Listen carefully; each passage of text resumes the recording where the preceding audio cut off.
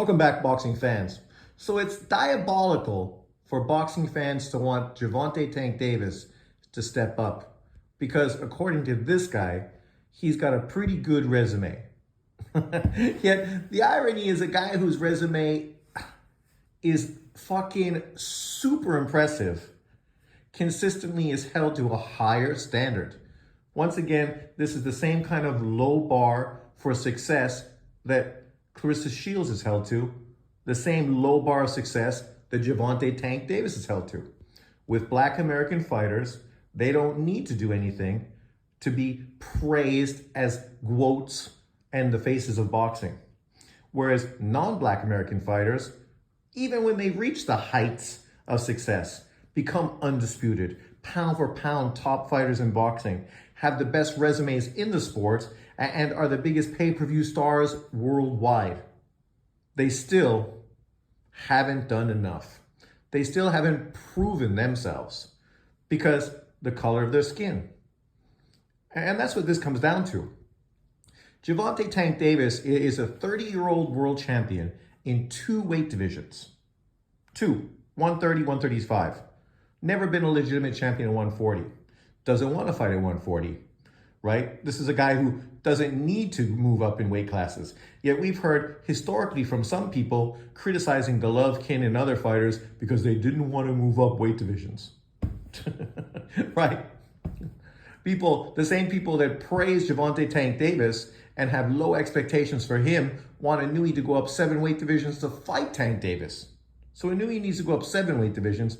Gervonta Tank Davis don't need to go up 3, right? If they were holding him to the same standards of an Inoue, of a Canelo Alvarez, of a Bud Crawford and others, they would want this guy to go to 147 to fight Bud Crawford in probably the biggest pay-per-view fight in boxing history, literally since Floyd Mayweather and Manny Pacquiao. That's literally how big a Tank Davis-Bud Crawford fight would be. It would be huge, huge. But the same people that have these high expectations for non-Black American fighters don't have these same expectations for Black American fighters. They don't need to do anything. Errol Spence can stay his whole career at 147 and only fight fighters on one side of the street, right? And that's perfectly fine. No problem at all, right? Another guy can be one fighter to become undisputed, and that's great. Yet a guy who beats 4 champions to become undisputed, all he's doing is chasing titles. But aren't they both undisputed? So how's one guy chasing titles, but the other guy isn't? I thought what they were chasing was greatness. But this is the hypocrisy you find with many of these channels on YouTube and on other social media platforms.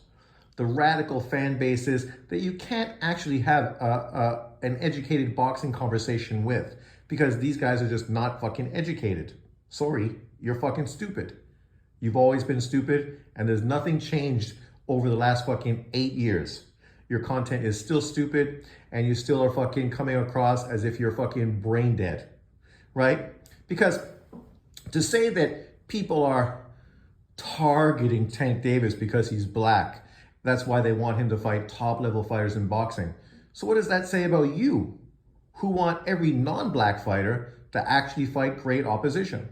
Literally in the Claressa Shields video today, this guy used Junto Nakatani to literally criticize boxing fans who think that Claressa Shields beating a 42-year-old woman with 5 professional fights, not one of those women with a record of more than fucking 8 wins on her resume, for vacant titles to become undisputed. Somehow, this reflects on Junto Nakatani, legitimately a 3-weight world champion who's beaten champions to win titles, right?